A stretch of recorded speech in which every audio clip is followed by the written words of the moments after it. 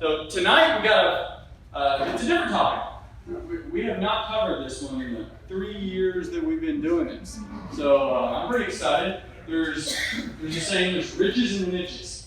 And this is the kind of strategy that it's not our niche, but I know people who do it, like Derek Murrell. He's got a cool story, cool background, and how he got started. And I'm just as interested in hearing this presentation as y'all are. I'm not going to steal his thunder, so I will just hand it over to Derek Murrell. Hey, thanks. Hey, man, how do I get the presentation? Oh, yeah. Sorry if you can't see it in the back. I will do my best on explaining it. While he's pulling this up, who has ever done an owner finance deal when you're selling the property? Got a handful of people. Who knows what owner financing means on selling the property? Okay, cool. While he's getting the clicker, owner financing, a lot of people call it owner financing for different things. I could buy a house with owner financing if the seller of the house sells to me with owner financing. So that's the seller selling it to me with owner financing. That's not what we're going to talk about tonight. What we're going to talk about tonight is I'm acquiring a house, just like you would regularly acquire a rehab or anything like that, and then I'm selling it with owner financing. So we're going to talk about that this evening. I'm going to see if I can hit the arrow here. There we go. All right, so real quick, who I am. My name is Derek Murrell. I run a company called Good Faith Home Buyers. I served in the Marine Corps way back when. I'm a former special agent in federal law enforcement. I jumped into full-time real estate in September of 2014. I was doing primarily wholesaling back then. And my first deal ever was in 2013. I was on a 2-month overseas business trip in China. I did my first wholesale deal from there. And I do 3 main strategies. Wholesaling, which is what I consider assignments of contract. I do wholetailing, where I buy a house as is, and I put it on the MLS as is, and I sell it that way. And I do owner financing, so I buy a house and I sell it with owner financing. I don't do rehabs, not against rehabs. I've done rehabs, I just don't enjoy it, so I don't do what I don't like. So, check here. Okay. So here's what we're going to cover today. I'm quickly going to cover rentals versus owner financing. Who has done a rental before? Who's a landlord, has been a landlord? So we have a lot more hands. I'm going to just quickly explain the difference of that. We're also going to talk a little bit about deal structuring. We're going to talk about some profit streams. I'm going to give you an example of a house I just closed on Friday. So a fresh example. I'll tell you exactly how it works. We'll quickly talk about some regulations, and I'll answer some questions. I want to have plenty of time for questions. I'm assuming there will be a lot of questions. Here's the deal also. I am not a lawyer, I'm not an attorney, I'm not a CPA, I'm not giving you legal advice, I'm not giving you tax advice. This is for entertainment purposes only. These are my opinions. This is what I do. Now I have professionals that I get advice from. All right, next slide. All right, rentals versus owner financing. First off, it's not rentals against owner financing. Both are really great strategies. The reason I like owner financing, I'll hit this in a little bit, it's all because I know what my goals are. I know exactly, I'm laser focused on my goals. I know my current position, I know what I need for money, I know all those things. And for me, owner financing fits that perfectly.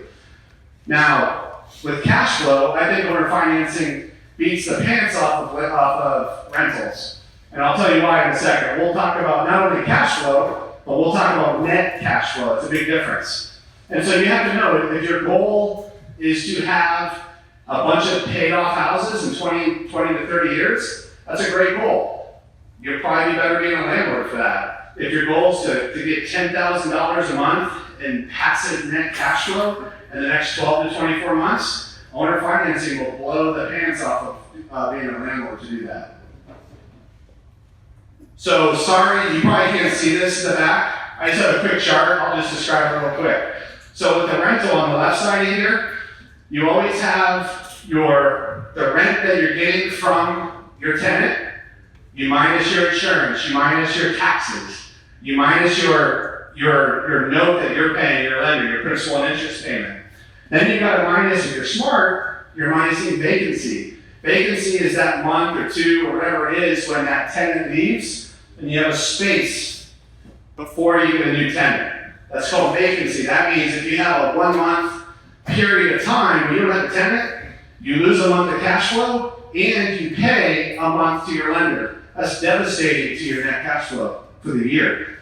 And then also if you might hold back some money for maintenance. There's always maintenance with rentals, and then if you have a property manager, that's a little bit of a fee there. Then you have net cash flow. Owner financing is simple.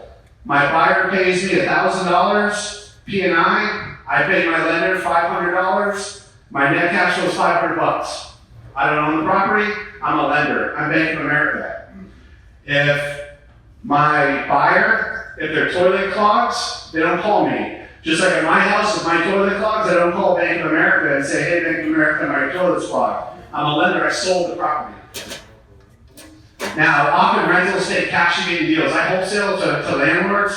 They're always bringing cash to the table, 10, 15K, 20K. Not a bad thing. It just means you have to have that cash available. And a lot of landlords will do cash in, cash return. They get ROI in their cash. They say, hey, I'm bringing 15K to the table, but I'm bringing in so much a year, $3,000 a year of cash flow, so my cash on cash returns, whatever, 12%, they're happy with that number, great.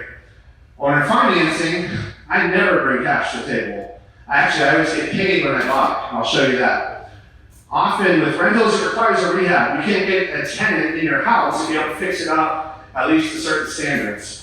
You can buy a turnkey rental, but then you're going to be paying a lot of cash out of pocket typically. With owner financing, I do it as is, and I sell it as is. I rarely put any work into the deal. Appreciation for rentals. Yes, you get appreciation over time. The house appreciates over 20, 30 years. Owner financing, I work my appreciation on the first day on my amortization schedule, and I'll show you that. Depreciation. It's great for taxes for rentals. Owner financing, we don't get depreciation. Owner financing, you don't really get a lot of tax breaks. However, with rentals, depreciation, you also have recapture depreciation, so sometimes you're paying taxes eventually on it. However, you can do the 1031 exchanges, and there's better tax strategies with rentals. Now, ongoing maintenance, repairs, and rehabs over the long term. I can guarantee you, if you have a house for 30 years and you're renting it, you're probably going to do a couple remodels. You're going to have tenants leave. You got to paint, do small stuff too. Not a bad thing. It's just something to think about. You have to have bigger reserves with rentals. With owner financing, no maintenance, no repair liability.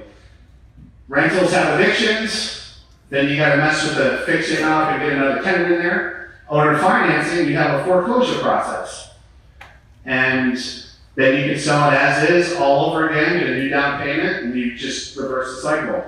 And then eventually rentals have a paid off asset in 20, 30 years. Owner financing in 20, 30 years, you have a paid off note, and then you get zero. So that's probably the best argument for rentals. Next slide, please. And this is why I love owner financing. It solves the transactional income problem because I get down payments. So when I started as a wholesaler, you get small chunks of money. You get $5,000, $10,000 or more. With owner financing, I get that. However, I also get long-term net cash flow. And that net cash flow gets me to my net cash flow numbers much faster. I bypass the banks when I buy, not a big deal. You do that anyway, typically. But I bypass the whole banking system when I sell. That's pretty important.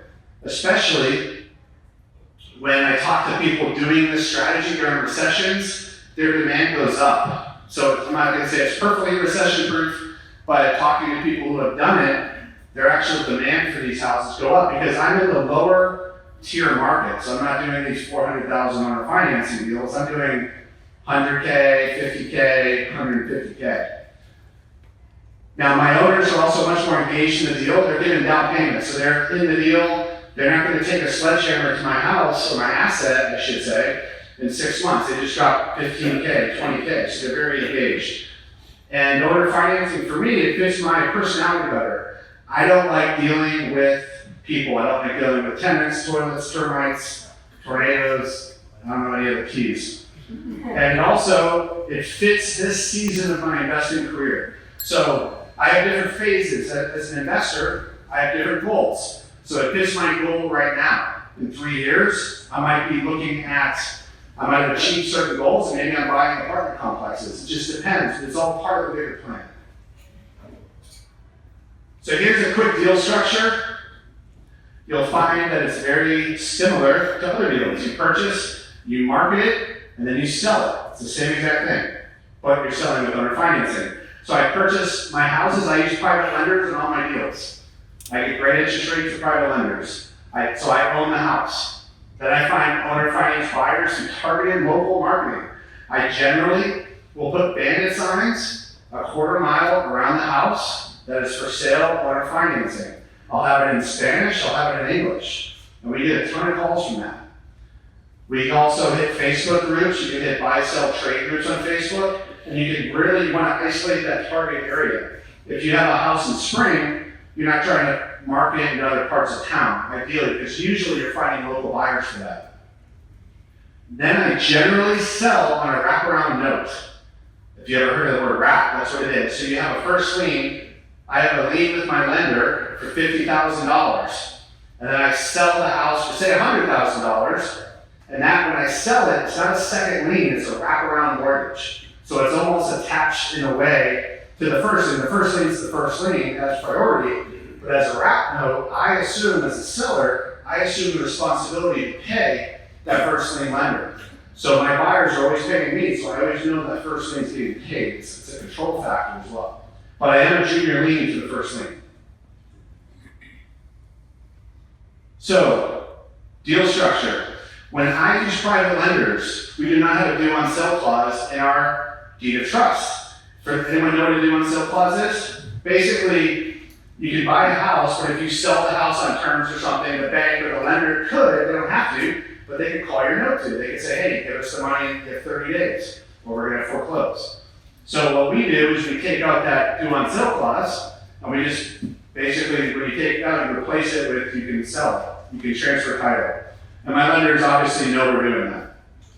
So there is an alternative, and I don't want to get too far in the woods, but instead of a wrap, we can do collateral assignments. If our lenders don't like the wrap model, we can do what's called a collateral assignment. I'm not going to get into that, it's a little bit more advanced. You also want to use an attorney who understands these transactions. We use a residential mortgage loan originator, an RMLO. We're going to talk about an RMLO later. You also want to get a good insurance policy. Here's what I found with insurance. Some of these houses we do aren't the best houses. So we don't necessarily want the end buyer going to Judy from church that works at State Farm getting an insurance policy, because what happens is they go out to the property 30 days later, they send a cancellation. Now we paid for a year of insurance ahead of time.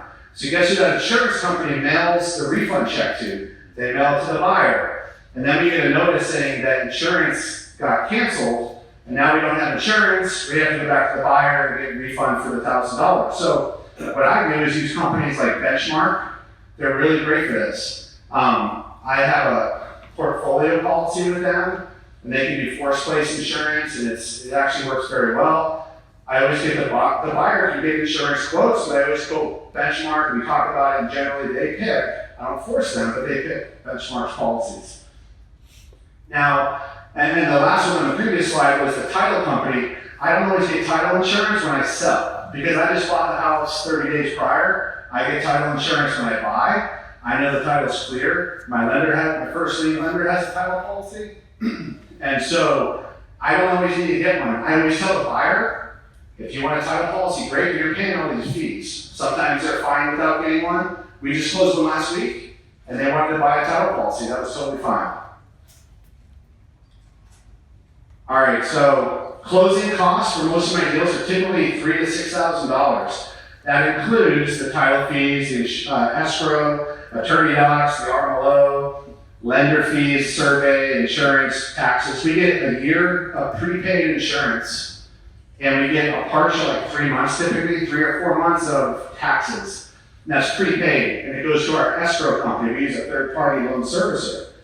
And Here's the deal, here's the secret with owner financing, is I see a lot of people, they don't know what the price of the deal is at. They say, we're gonna take the ARV, the after repaired value, and we just add 10% to it. That's not how I price these properties. I always back in to the rents in the area, all right? I'll give you an example. Say a neighborhood I'm looking at, the rents are $1,200. I'll take $1,200, I'll minus the taxes and insurance. Let's say, just for the sake of argument, it's $100 for tax, $100 for insurance. So I'll take the $1,200, I'll come down to $1,000. Now I know I need the principal and interest payment to be $1,000, give or take. Because when the P&I, principal and interest payment, is $1,000, you add the tax and insurance, now they're paying right around what the rents are in that neighborhood. That's important because the whole philosophy is that most buyers, if they were going to pay $1,200 to buy or $1,200 to rent, they would rather buy their house. That's the whole principle. That's the whole entire principle. I know I would. I'd rather buy. And that's very, very important. So once you find a P&I payment, so you mess with an amortization calculator, I use fmcalculator.com. You can play with an amortization calculator, say it's $100,000. Get your P&I at $1,000. Then I'll add a little bit for a down payment. So I might say the sale price is 112 or 115. You get a 12 or 15K down payment, and then you're right at 100K. You're right in that sweet spot. All right, so we're going to talk about profit streams. This is the fun part. So first profit stream on owner financing is cash up front. What I mean by that, I always, generally always, get cash when I have my lender fund the deal. And I'm going to give you an example of this exact profit stream on a deal I just finished last week. So I always pull cash out up front, or typically. Profit stream number 2 is the down payment. That's the payment that my buyer is putting down. It hedges my risk. And it can be anywhere from a few $1,000s, it could be 10, 20, 30, it could be any amount of money. Profit stream number 3 is really kind of the one you're after, is that net cash flow. It's that cash flow amount that's net to you every single month. Most of my loans are 30 years. So my net cash flow is generally 20 years of a number. And then if my lenders say a 20-year note, my last 10 years, my cash flow skyrockets because the first note's paid off, if I'm in a 20-year note. Now, profit stream number 4 is obviously the equity between what I owe my lender and what I sold it for. And then the other streams are, you can do different things with the notes. You can sell your note, you can sell a partial of the note, say you need to get out of the note, you can do all kinds of stuff. You can get better financing. So say I have a lender that I'm giving them 9% interest only on a loan for 3 years. Well, in a year, if I go to a bank and they give me 5 or 6% and I'm giving them 20 or 30 notes, guess what? My net cash flow skyrocketed, all because I changed my financing around. And then of course you have payoffs, you have foreclosures, you have gain to lose. That's not a profit center in and of itself, but if you foreclose on these properties, then you can recycle and do the same exact thing. You get another down payment, you get another amortization starting from month 1, year 1. Now, I'm going to give you a sample deal. I bought this maybe a month and a half or 2 months ago, and we just sold it. We closed on Friday. So, here's the deal. This is an actual deal. I'll show you a picture here in a second. So, we bought the house for $30,000. My lender gave me $45,000, okay? And one reason I get excess money is not just to get money, because I am paying interest on it, which eventually my buyer pays for me.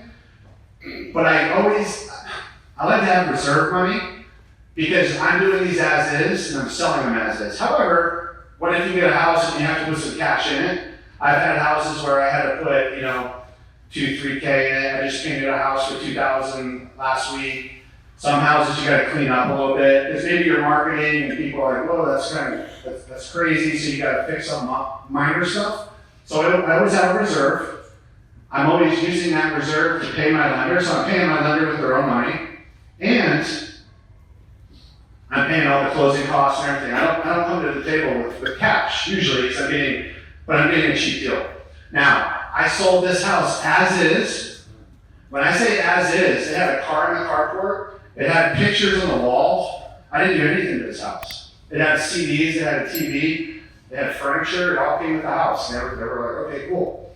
So I sold it as is for $120,000 on a wrap. I got $20,000 down, and I created a note for $100K at 10.5% interest for 30 years. Now, when I say I built in appreciation on day one, if I run that amortization out, I made $329,000. Now, plus the 20 that I just got as a down payment. So that's what I'm talking about when I say I built in the appreciation up front, because I set this amortization schedule up. Now, granted, most mortgages in America last about 5 to 7 years. That means that you get refied, they can sell it, they can foreclose. Something happens typically in 5 to 7 years. But guess what? If they sell the house in 5 years at a $100,000 note, how much is my principal in 5 years? It's probably like 96, 97, something like that. It doesn't go down that much, especially in the first few years. My net cash flow on this is right around $500 a month. Now, I'm also paying a lender, and I'm gonna remove that money at some point with another lender. So what I'll probably do is get another lender. We'll pay off my current lender in a first lien position. He'll release the first lien. Now my wrap note slides into first lien, and I'll create a collateral assignment. Meaning, say my lender gives me $45,000, and now I might get $55,000 and pull another 10 out if I want. But say he gives me $45,000, we will collateralize my $100,000 note.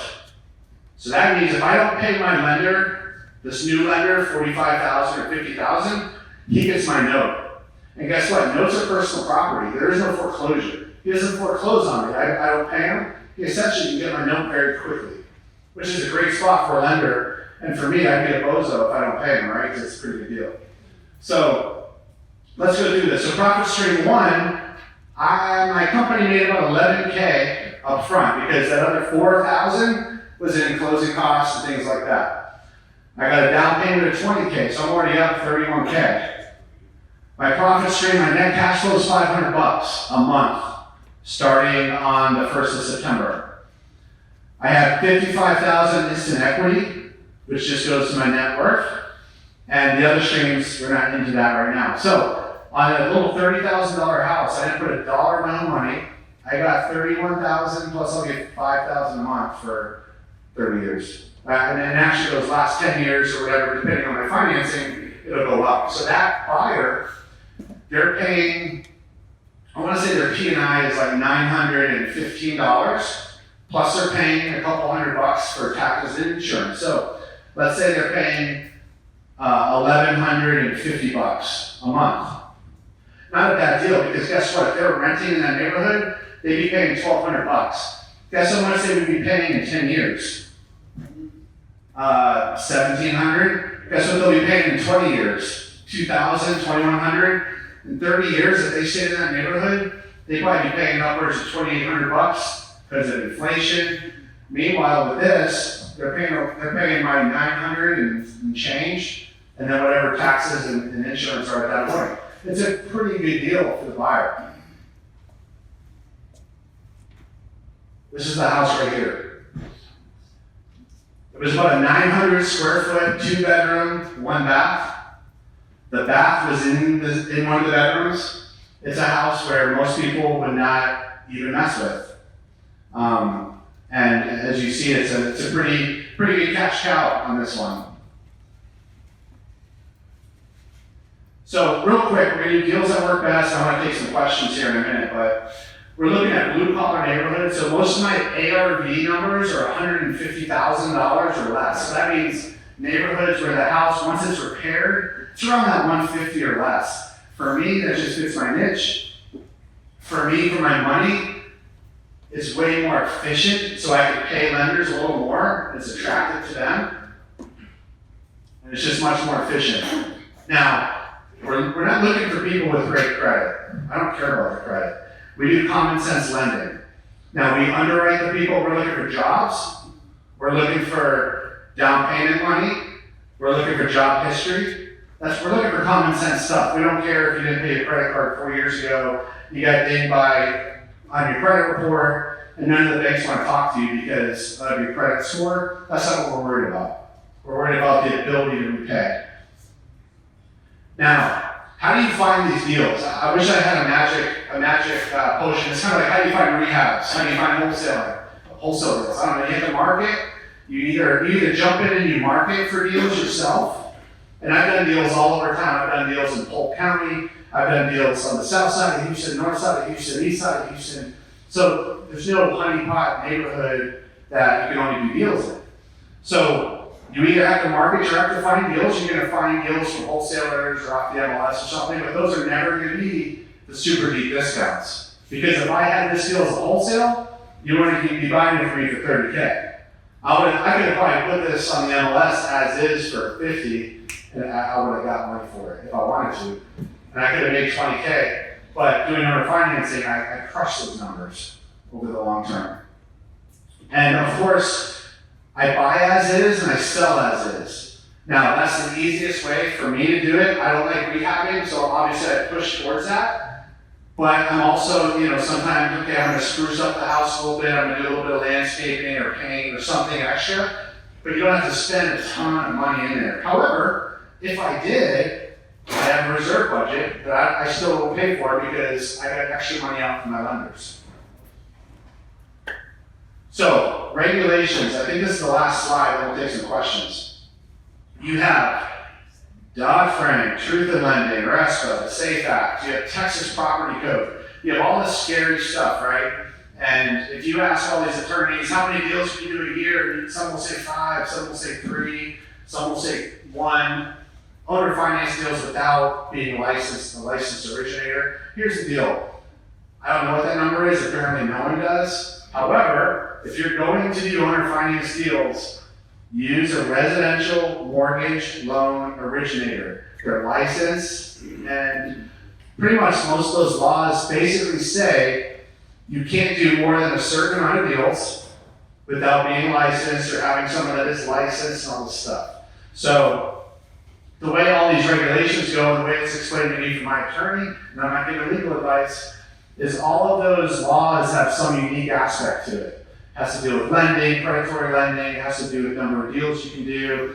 Texas Property Code makes us do wrap disclosures. You have to do a wrap disclosure 7 days before you sell. So you have to go to your buyer and give them a 7-day notice that you're wrapping it. Everything's disclosed. So you're supposed to disclose to your lender for Texas Property Code. Most people don't know that. So all this stuff, if you have an attorney that's kind of knows what to do, it's very helpful. My RMLO, she knows all this stuff too. So the RMLO's there to really protect you. She charges about $850. That's the going rate, $800, $850. But all the closing costs are pushed to the buyer. So, and she deals with, let me see your bank stubs, let me call your work, all that stuff. She underwrites the loan. I get a file. She doesn't tell me yes or no. She just tells me, I think it's okay, it looks good. I'm the lender. I'm Bank of America. I get to decide yes or no. However, I have a file. We do everything by the book, so if anything came up, we tried to vet as best we could, and something happened, but this is our file. We have affidavits of income and all that kind of stuff. So very important not to cut corners on this. And so there are ways to mess this up, and typically it's investors that are super greedy, that they don't care about other people, and they can really screw people over. So, unfortunately, that's why all those regulations are there, because people get screwed over. And, the investors that try to do honest work have to go abide by all the stuff and jump through all the hoops. So that's pretty much how it is. I think this might be the last slide, so I'm gonna definitely get to some questions. So I'm sure there's some questions out there. Are there any questions? I'm happy to answer any questions. Yes, sir. Sorry. I understand the down payment, but you say cash upfront over and above that. I don't understand that. You're talking like when Could you repeat the question? well, let me make sure I understand it and then I'll repeat it. So you mean when I figure out all the numbers, the down payment number, cash up front? Yeah. So he was asking kind of the down payment, how do I know what the sales price should be? No, you have down payment 20,000, but prior to that, you have cash. Cash from my lender.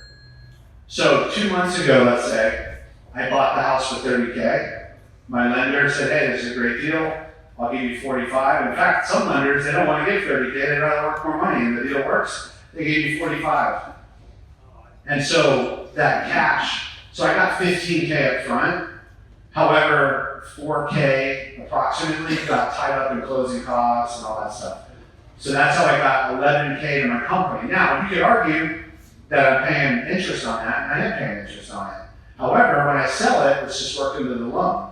So imagine if I start pulling in cash, 10K chunks, 5K chunks, after 10 deals, you can start buying deals cash, your other buyers are paying for your deals, and your velocity of money starts spinning pretty good. Or you can start paying off your notes. So if you have a goal to hit, I don't know, 10K a month, well, if you use five, it's not that many deals if you're hitting $500 a deal. And eventually, you might have cash, you might be at 7K. And then you start paying off those underlying notes, and all of a sudden your cash flow skyrockets. You don't have to do more deals, but you get that extra 2 or 3K net cash flow a month without doing more deals. So a lot of it's just, it's a money, kind of moving money around. Red shirt back there. I'm realtor with Mr. Real Estate, happy to be here. And I have one quick question for you guys. So you said to give the mortgage as a first lien, and then pay it off with the second mortgage. How would you do that with the second mortgage? Yeah, so the question was, I get a first lien. In this case, I got first lien of $45,000. And then he's saying, how do I pay off that 45 with the second mortgage? Well, I'm not paying it off. So it's called a wraparound note. So what it is I have this first lien. Imagine my fist is the first lien. The second lien wraps around the first, so it's greater than the first. And so, and I keep saying it's not technically a second lien, it's a junior lien to the first, but it's a wraparound note, it's a wraparound lien. So it's different than if you just put a second lien that was independent of the first lien. So that $45,000 stays in place. So I'm paying the lender whatever my agreement is with him. If I don't pay him, he can foreclose and wipe everything out of the house. Which is why it's another big deal to pay the lender, because you have a buyer that's sitting in place. That's why the regulations are making sure we tell the buyer, hey, there's a wrap. They can get out of the deal telling them that. So this wraparound is an actual instrument. That's what it's actually legally called.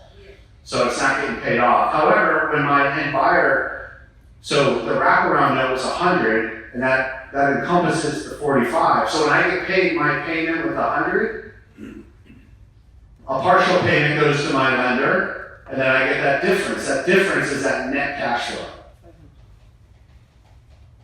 Yes, sir. What kind of interest rate do you get on your 45,000? On this one, too much. So we hit double digit on it. So, but it didn't matter to me. Because here's the deal.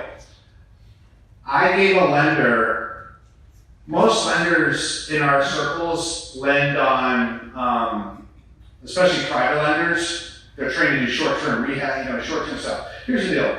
If you have a lender lending at 10, 11, 12% to a rehabber, unless they're turning their money, they're not making 10, 11, 12%. They might make 7 or 8% if they lend you money, 4 months later you pay them off, and then they run around for 4 months trying to find another loan, and then they get that last 4 months of the year, and if they're at 12%, making 1% a month, they make 8% on their money. So why not lend to a guy like me at 7, 8, 9%, let your money ride? You don't have to ride it for 20 years. Everything is negotiable from time frame. But for this lender, he let me wrap. And because a 45K note is so efficient, so I'm paying him some good money, but I'm gonna replace his money too. So it's faster for me to get in the deal than it is for me to go, oh my goodness, I don't wanna pay double digit because it's too much on a long term. I'd rather get in the deal, because guess what? I could go hypothecate 30 notes to a bank, and they can give me money on those notes at their rates. They're 6%. I can give them 20, 30 notes. We were talking about it earlier. Some banks won't do it at all. And that's, banks do it all the time within themselves and everything. So to me, it's faster to get in the deal safely, and I'll worry about the money later. I mean, Here's your sold it for 110. yeah, I'll meet a lender. If I meet a lender that says, hey, I want 8% money, I got 200K, I could be like, hey, I got deals right now, let's pop them in, we can close this week, you got your money right, how long do you want? I mean, it's that simple, essentially. Yes, sir. Do you use a loan servicing company to take care of all your statements? I do, yeah, I highly recommend it.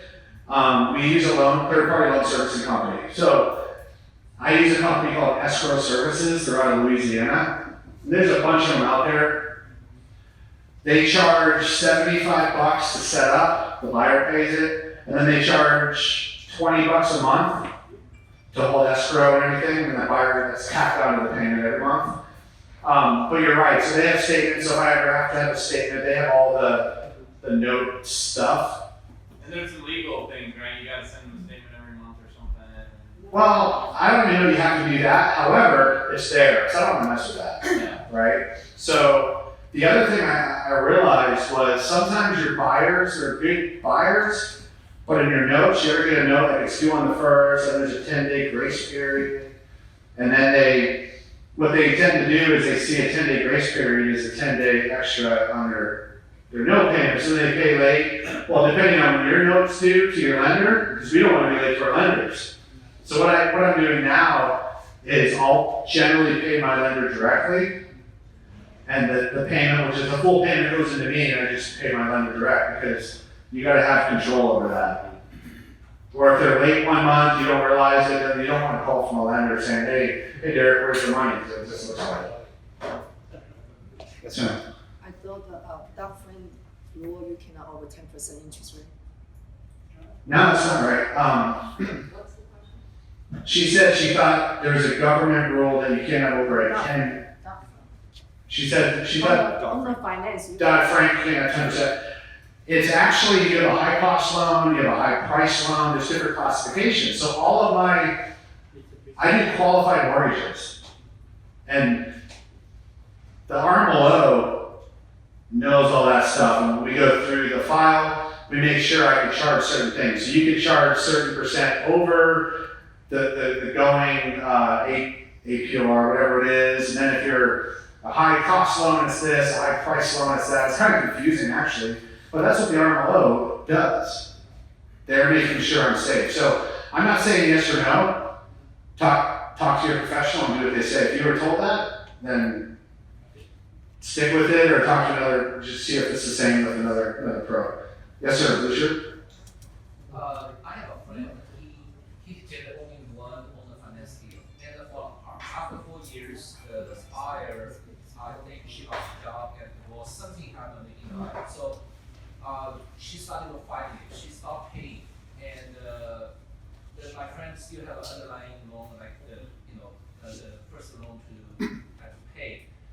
It took almost a year and a half to 2 years without any payment. He has to carry the first mortgage himself for almost 2 years. It was a kind of horrifying story. I saw it firsthand. He come to me, I said, I really don't know much about it. So I see that side as a downside. So the woman's the tenant or not tenant, the buyer, she filed the bankruptcy in the court 3 times to delay being kicked out. So the eviction and the foreclosure cannot couldn't go through until about 2 years ago. Yeah. So he was just mentioning he had a friend, he did only one owner finance deal a while back, 4 years into it, the deal went bad, the end buyer stopped paying. Long story short, he went through this whole 2-year ordeal where he still had to pay his lender, because you still owe the lender that first lien, so that's a lot of money out of his pocket, right? I've talked to various attorneys on that. I mean, was this in Texas, by the way? It's in Richmond here. Okay, yeah. So The buyer can file bankruptcy, and that does stop stuff. But you can also, a good attorney can petition the judge to release houses from bankruptcy. I would say this. Now, I haven't had to foreclose on a consumer, and I'd rather not. That's a hostile, essentially a hostile takeover. However, have you ever tried to save a regular house from like Auckland or one of these banks, and it's just a pain in the neck? Well, here's the deal. I'm the lender. So I could call up to a homeowner. I did this, actually. So I bought a house for $8,000, and I owner financed it for like $35K 30 days later. So what happened was, we vetted the buyer. It was a lady and her husband, and super nice couple. Anyway, after about 2 months, I didn't get payment. So I reached out to her. She said, hey, well, my husband left me. He made all the money. He's a trucker, and he's driving across the U.S. What should I do? And so I said, well, I mean, there's 3 things I can think of. And I got to talk to I'm just the manager of my company, which is the owner, but I don't talk. I'm always like, let me talk to the evil owners. Something like, I'm just the manager, but here's what we've done before. One, we can, if you really like the house, I mean, I know you love the house, if you think you're gonna, get another job or something, what if we give you a 30-day break and we get you back caught up, right? And she owed me about $600. It was like 2 payments actually, $600. No, it was 1 payment and then like insurance, but it totaled $600. I said, option number 2, I don't want to do this. I don't think you want to do this, but I mean, I might have to foreclose, or we might have to foreclose, but that's not really a good option. I mean, we'd have to talk to the attorneys and stuff. Or option number 3, just deed me back the house. And I said, if you deed me back the house, there is a catch. Your husband has to sign as well. But I'll tell you what, deed me back the house, keep the $600. I mean, and we'd be able to do that. How does that sound? Anyway, they went with option 3. We did a deed in lieu. They deeded me back the house. They got to keep their $600, and then I used the house for another deal. Now that's a non-hostile thing. That's this person. So I don't know all the details of him. I don't know if he was talking to good attorneys or who knows. He tried all this. So the woman became like hostile. Really is she won't return phone calls. She said already paid you for 4 years. I paid a lot of money. I think the interest rate is about 12%. yeah. So the one say I paid a lot of money already. Yeah. I'd have to see, but obviously a good attorney that knows the stuff would be best. Any other questions? Yes. Okay, you bought a house for $30,000. How do you come out the $120,000? Say I will owner finance for $120. It's based on the ARV or appraisal value at 10%, or how do you come $120 to do owner? Yeah. So with owner financing, the way I do it, there's no such thing as ARV. So I back into it with the rents. So if the rents were $1,200, I minus the taxes and insurance. So say that was $200, I had $1,000, then I play with the amortization schedule, and then I add kind of a down payment on that. And that gives me a good starting point to go market it. Because you're selling, people are really buying the payments in a way. If that makes sense. But the tax they pay is based on $120,000 or based on $30,000? The amount of money the end buyer's paying is based off of the sale price of $120 minus the down payment. So they gave me a $20,000 down payment. So that means the note is for $100. No, the taxation, the property tax. You escrow property tax and insurance. But the property tax according to the HK, see how much? Yeah, so property tax is on HCAT, and the insurance is a minimum of my note. So their insurance has to cover $100K. Minimum. Now, if they want more, because the house is worth more, they can get more, but as a minimum, it has to cover our note. In case the house burns down, we get money from the note. Do you market your properties at all on HAR.com? You said you use the banding signs. Yes, so the question is, did I market on HAR? I have marketed some on HAR. Here's the catch. If I market on HAR, I gotta pay a realtor out of the down payment. Not a bad thing, but for me, it's more of a plan B if something won't move. What I find with realtors sometimes is if they don't understand the deal, they're a massive barrier to these deals. Because everything's like, oh my goodness, it's as is, and we gotta do all this stuff. So I have done it through HAR, but I generally like to deal direct with the buyer. And then we can negotiate and all that kind of stuff. Yes, sir. Typically, how long are you holding a property? How many days on market? I think a very fast deal would be 30 days. 60 days is probably the sweet spot.